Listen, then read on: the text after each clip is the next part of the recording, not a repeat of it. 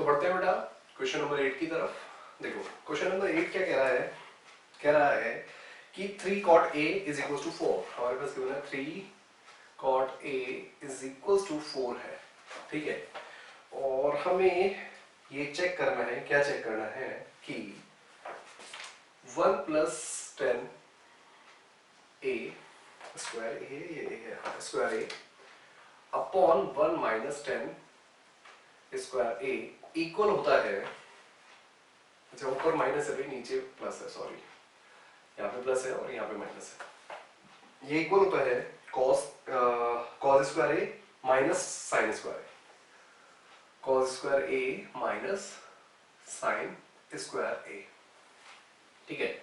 चलो जी प्रूव करते हैं। तो देखो कॉस और साइन में हमें क्या चाहिए, परपेंडिकुलर अपॉन हाइपोटेनियस, इसमें चाहिए, और बेस अपॉन हाइपोटेनियस, यानी कि दोनों में ही हाइपोटेनियस चाहिए। और कॉट जो होता है, चलो इसको सॉल्व भी कर देते हैं। देखो इसको लिख सकता हूँ cot a is equal to 4/3, है ना। और कॉट ए जो इक्वल होता है, कॉट जो इक्वल होता है वो है बेस अपॉन परपेंडिकुलर के, यानी कि बेस भी मिल गया, परपेंडिकुलर भी मिल गया, ठीक है। तो हाइपोटेनियस निकालें, हाइपोटेनियस का square is equal to perpendicular square plus base का स्क्वायर।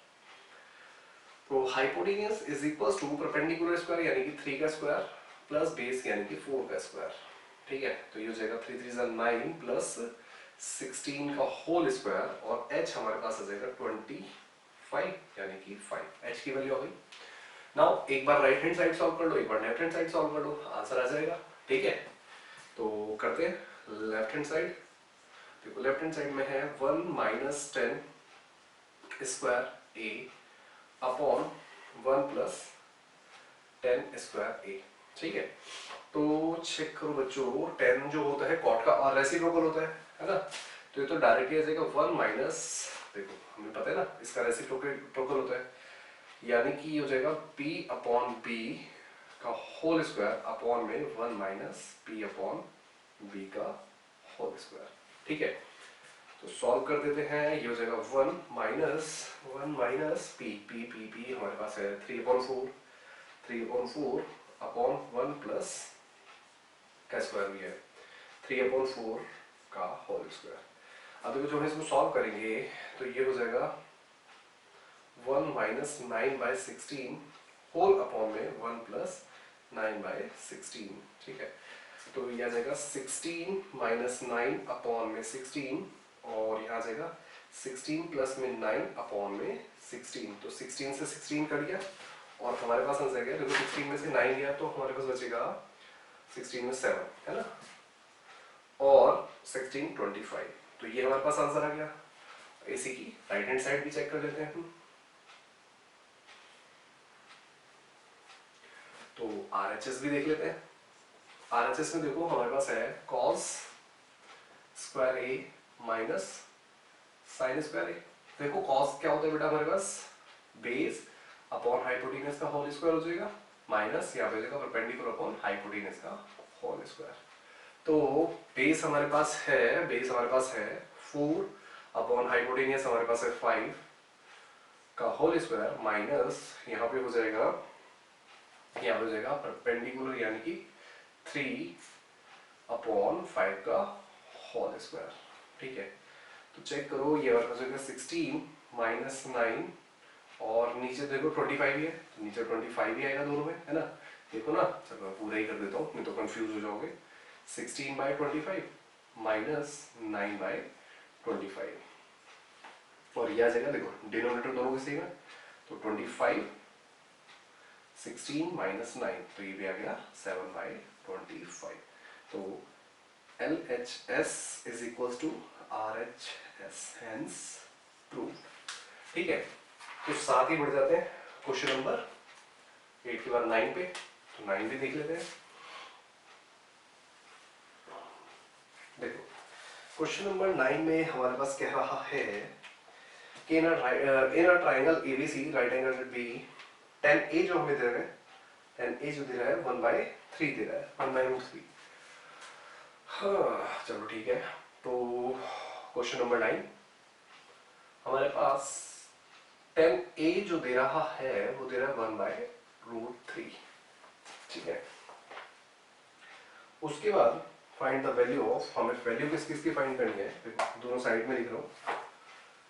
सबसे पहले तो फर्स्ट हमें है sign A cos C cos A sign सी। सबसे पहले sign A cos C minus minus plus cos A sign सी। और सेकंड जो फाइंड करना है वो हमें फाइंड करना है, बस बीच में माइनस है, बाकी सारा नहीं अलग अलग है। Cos A cos B minus sign A sine B. ठीक है, तो देखो बेटा tan जो होता है वो होता है परपेंडिकुलर अपॉन बेस 1/√3। परपेंडिकुलर मिलेगा, बेस मिल गया, हाइपोटेनियस और फाइंड कर ले। हाइपोटेनियस का square is equal to perpendicular square plus base square, right. Hypotenuse is equal to perpendicular कितना है 1 का स्क्वायर प्लस √3 का स्क्वायर, और ये स्क्वायर रूट में आ जाएगा। तो हाइपोटेनियस हमारे पास हो जाएगा 1 + 3 स्क्वायर रूट, यानी कि ये 4 का स्क्वायर रूट हो जाएगा। तो हाइपोटेनियस हमारे पास आ गया 2। ठीक है, अब इसमें वैल्यूज पुट कर देते हैं। देखो सबसे पहले साइन ए, हम ये सारी चीजें निकाल लेते हैं, है ना। सबसे पहले निकाल लेते हैं साइन ए और कॉस सी, दोनों चीजें निकाल लेते हैं। कॉस सी है तो यहाँ पे बी कैसे आ गया, यहाँ पे भी सी आना चाहिए। एक मिनट रुकना बेटा, हाँ सॉरी, ये मैंने बी लिख दिया गलती से, पर आना सी है। तो देखो हमें बेसिकली क्या क्या चाहिए, sign A cos C, cos A sign, मतलब सारी चीजें चाहिए। तो साइन ए निकाल ले सबसे पहले, और ट्राइंगल यहाँ पे बना देते हैं ताकि हमें कंफ्यूजन ना हो कौन कौन सा है। तो ये बी हो गया, ये ए हो गया और ये सी हो गया। ठीक है, तो हमारे पास जो कि बंदा tan ए, यानी कि इसको मानते हुए परपेंडिकुलर हमारे पास था 1 और बेस था √3, हाइपोटेनियस हमारे पास आ गया 2। ठीक है, तो साइन ए यानी कि दिस है ना, ये तो ये जगह परपेंडिकुलर अपॉन हाइपोटेनियस। तो परपेंडिकुलर हमारे पास कितना है भाई 1 अपॉन हाइपोटेनियस यानी कि 2। फिर बात करते हैं साइन सी की। तो साइन सी जो हो जाएगा, देखो साइन सी, अब ये परपेंडिकुलर हो जाएगा, परपेंडिकुलर अपॉन हाइपोटेनियस होगा ना, तो इस बार ये हो जाएगा √3/2। ऐसे ही हम बात करते हैं कॉस ए की। तो कॉस ए जो निकल जाएगा, देखो कॉस ए जो निकल जाएगा, कॉस ए यानी कि बेस अपॉन हाइपोटेनियस, और कॉस ए की बात करें ये परपेंडिकुलर तो ये बेस हो जाएगा यानी कि √3/2। और ऐसे ही कॉस किसकी, सी की बात करेंगे, तो कॉस सी हमारे पास हो जाएगा, देखो ये परपेंडिकुलर हो गया बेस, यानी कि बेस अपॉन हाइपोटेनियस होता है ना, तो बेस हमारे पास 1/2, हमारे पास ये सारी चीजें निकल गई। ठीक है, एक मिनट जरा बताता हूँ। देखो भाई ये थोड़ा सा मैं पार्ट्स में डिवाइड कर देता हूँ ताकि इजीली समझ में आ जाए, है ना। ये हमें फाइंड करना था, ये हमने सारी वैल्यूज निकाल ली। अब सबसे पहले हमें फर्स्ट चीज देखो क्या है, sign A cos C minus cos A sign सी।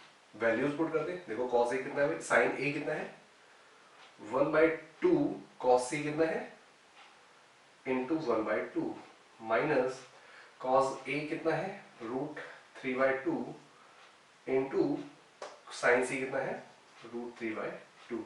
जब हम सॉल्व करेंगे तो देखो ये हो जाएगा 1/4 माइनस 3/4, और सॉल्व करने पर आ जाएगा, देखो सॉल्व करने पर आएगा नीचे हो जाएगा 4 और ये हो जाएगा -2, माइनस है प्लस है, हाँ देखा प्लस है यहाँ पे, सॉरी ये प्लस है तो यहाँ पे 4 आ जाएगा। ठीक है, और ये कट गया, आंसर आ गया 1।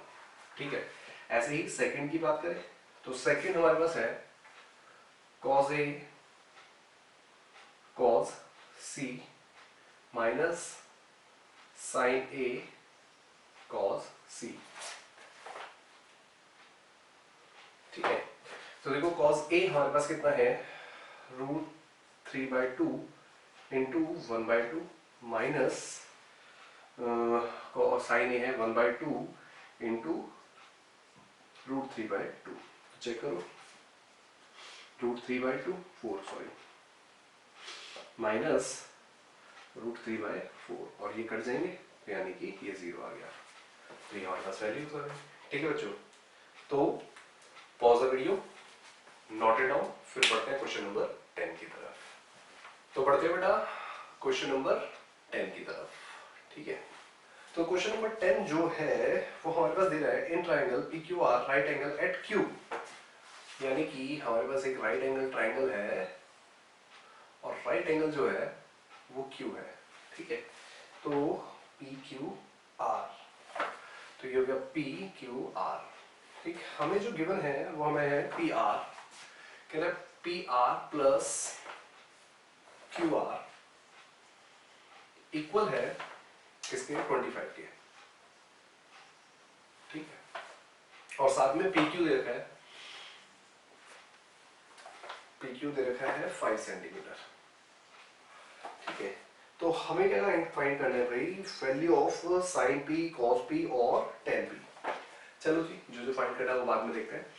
तो सबसे पहले तो हम इनकी वैल्यूज निकालें, मतलब इन तीनों लेंथ को निकाले, हाइपोटेनस निकाले, परपेंडिकुलर निकाले, और अच्छा परपेंडिकुलर तो दिया हुआ है, बेस निकाल लें और हाइपोटेनस निकाल लें। तो देखो बच्चों, इसको क्या मैं ऐसे लिख सकता हूँ, PR is equal to 25 minus QR, है ना। और देखो PR का स्क्वायर इक्वल होगा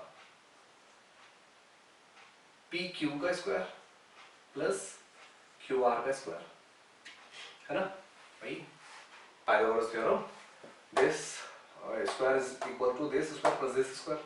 तो वही हमने कर दिया। देखो PR के प्लेस पे ये रख सकता हूं मैं 25 माइनस QR का whole square, right, is equals to QR हमारे पास 5 का स्क्वायर हो गया प्लस R नहीं PQ का हो गया 5 का स्क्वायर और QR हमें नहीं पता, तो इसको एज इट इज छोड़ देते हैं।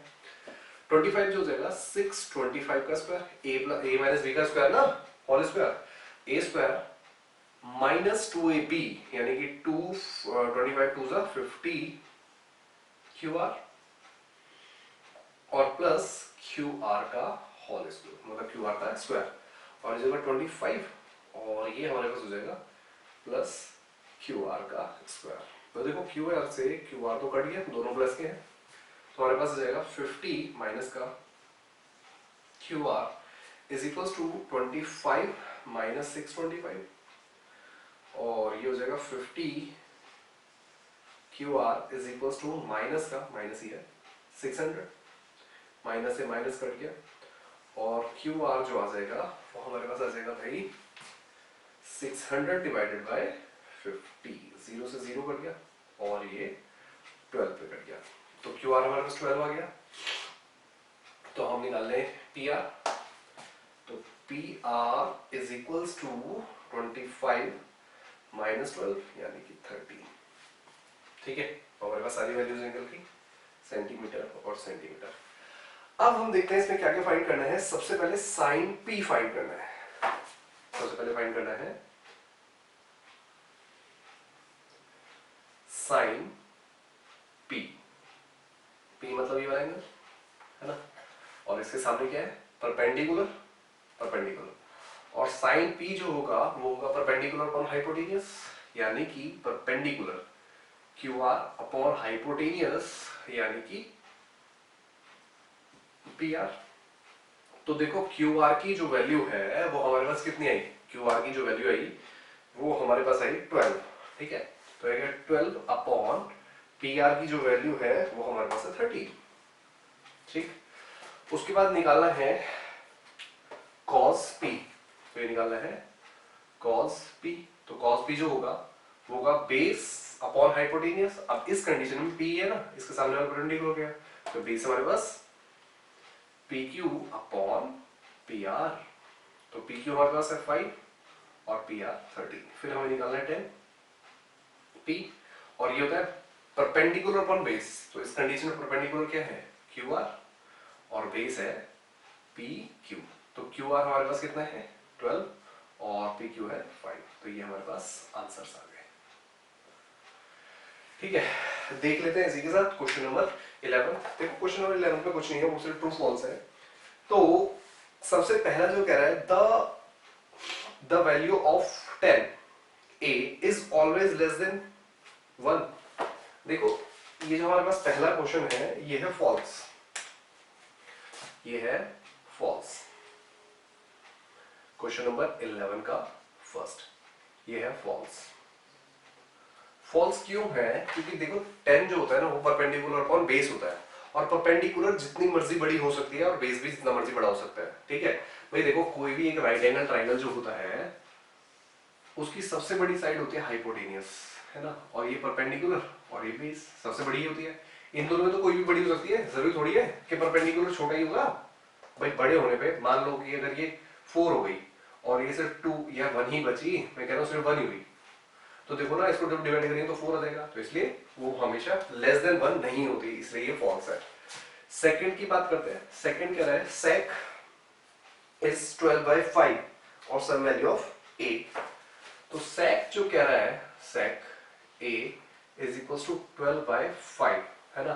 तो sec देखो बेटा क्या होता है, sec जो होता है वो हमारे पास होता है हाइपोटेनियस अपॉन बेस। और देखो हाइपोटेनियस जो है ना ट्राइंगल की सबसे बड़ी साइड होती है, तो यहाँ पे भी ये बड़ी साइड है और 5 छोटा है, तो ठीक है ये बिल्कुल ट्रू है, तो इस पे आप लिख दो ट्रू। बात करते हैं थर्ड की। थर्ड में क्या है, cos a is a abbreviation used to cosent a, बिल्कुल ट्रू, इसका भी आंसर ट्रू है। देखो cot ये हमारे पास cos जो है ना वो होता है कोसेकेंड, ठीक है, तो वो होता है कोसेकेंड और एंगल a को एंगल a ही रिप्रेजेंट कर रहा है, तो ये बिल्कुल ठीक है। उसके बाद बात करते हैं फोर्थ की। क्या है, cot a is the product of cot and a। कह रहा है फोर्थ में cot a जो है वो है cot इंटू a, तो ये बिल्कुल गलत है क्योंकि ये हमारे पास थीटा हुआ है, तो इसलिए ये फॉल्स हो जाएगा। ठीक है, क्योंकि ये थीटा होता है बेसिकली, कोई एंगल होता है, एंगल से मल्टीप्लाई थोड़ी करते हैं, बिल्कुल अलग है। उसके बाद साइन, देखो फिफ्थ कह रहा है साइन थीटा जो है वो हमारे पास है 4/3, है ना, और साइन जो होता है वो हमारे पास होता है परपेंडिकुलर टू हाइपोटेनियस, और मैंने क्या बताया, हाइपोटेनियस राइट एंगल ट्राइंगल की सबसे बड़ी साइड है, तो ये कभी हो ही नहीं सकता, तो इसलिए इस पे लिख दो फॉल्स। ठीक है बच्चों, तो pause the video, note it down, फिर पढ़ते हैं नेक्स्ट एक्सरसाइज, मतलब पढ़ते नहीं है, मिलते हैं नेक्स्ट एक्सरसाइज यानी कि 8.2 पे। देखो बच्चों ये वाला जो आंसर था ये बेसिकली फॉल्स है, एक गलती से मैंने ट्रू लिख दिया, मैंने ठीक से पढ़ा नहीं, ये आंसर है फॉल्स। ठीक है, फॉल्स क्यों है उसका रीजन देखो, वो कहता है कि cos A is the abbreviation using for cosecant। Cosecant देखो, जो कोसेकेंड होता है ना वो बेसिकली कोसेक को कहा जाता है, ठीक है, पर यहाँ तो cos A की बात कर रहे हैं, तो cos A जो होता है, cos जो होता है बेसिकली होता है कोसाइन, क्या होता है, कोसाइन, पर यहाँ कोसेकेंड की बात कर रहे हैं, वो कोसेक को रिप्रेजेंट करता है, तो इसलिए फॉल्स है। ठीक है, तो मिलते हैं नेक्स्ट एक्सरसाइज में। उससे पहले आप सभी बच्चों से, मतलब अगर किसी भी तरह की प्रॉब्लम है, इसके अलावा भी किसी और बुक से कोई और क्वेश्चन में किसी भी तरह की प्रॉब्लम है, तो आप लोग बेझिझक मुझसे कांटेक्ट कर सकते हैं, कमेंट में पूछ सकते हैं, जैसा भी आपको सुटेबल लगे वैसा आप मुझसे क्वेश्चंस पूछ सकते हैं। ठीक है, बिना डरे बिना झिझके तो आप बिल्कुल पूछ सकते हैं। ठीक है, तो अब मिलते हैं नेक्स्ट एक्सरसाइज यानी कि 8.2 में।